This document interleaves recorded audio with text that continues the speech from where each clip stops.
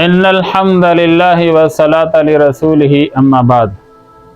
ایک صحابی نبی علیہ السلام کے پاس آ کر سوال کرنے لگے کہ اللہ کے رسول مجھے بتاؤ کہ میں کون سا کو بڑا نیک عمل کروں۔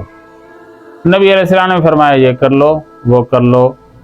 جی یہ میں نہیں کر سکتا، اور کیا کروں؟ فرمایا یہ کر لو وہ کر لو۔ نہیں کر سکتا۔ میں آپ کو اس پوائنٹ پر لے کر آنا چاہتا ہوں مختصر وقت میں کہ آخری درجے کا صدقہ کیا ہے۔ تو کئی باتوں سے صحابی نے کہہ دیا اللہ کے رسول میں یہ نہیں کر سکتا۔ تو آخر میں نبی علیہ السلام کیا فرما رہے ہیں؟ فرما رہے ہیں تکف شرک عن الناس فإنها يكون صدقة منك على نفسك۔ یہ حدیث کے الفاظ ہیں۔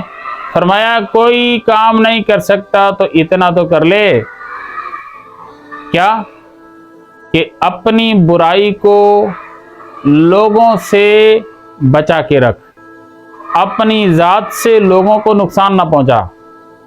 یہ بھی کوئی نیکی ہے؟ فرمایا بڑی نیکی ہے۔ فإنها يكون صدقة منك على نفسك، یہ تیری جان کا صدقہ ہے۔ بکرا ذبح کرنا، دیگ چڑھانا، بریانی اتارنا اور چڑھاوے کرنا، یہ سارے ہمیں نظر آتے ہیں کہ یہ جان کا صدقہ ہے۔ لیکن ایک جان کا صدقہ یہ ہے جس طرف عام طور پر معاشرے میں بسنے والے لوگوں کی نظر نہیں جاتی، کہ میں اپنی برائیوں کو لوگوں سے بچا کے رکھوں، یعنی اپنی کوئی بھی برائی، نہ نیت بری اور نہ کوئی عمل برا، یہ کسی انسان تک میں نہ پہنچاؤں۔ اپنے اعمال کو، اپنی برائیوں کو، اپنے اندر کی شرارتوں کو، اپنے اندر کی خباثت کو اللہ سے دعا مانگ کر اس کو اندر ہی اندر میں ختم کراؤں۔ اس کی دعا کیا ہے؟ وہ دعا ہے نعوذ باللہ من شرور انفسنا ومن سیئات اعمالنا۔ اے اللہ ہمیں جو ہمارے اندر برائیاں ہیں، جو ہمارے عمل برے ہیں، یہ دوسروں تک تو نہ پہنچیں پر یہ ان کا نقصان ہمیں بھی نہ ہو، اللہ ہمیں ان سے بچا کے رکھ۔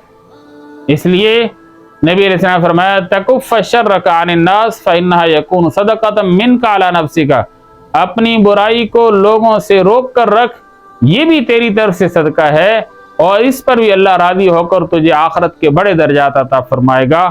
ممکن ہے اس ایک نیکی سے اللہ راضی ہو کر تیرے لیے جنت کا فیصلہ کر دیں۔ اللہ مجھے آپ کو عمل کی توفیق عطا فرمائے۔ وآخر دعوانا ان الحمد للہ رب العالمین۔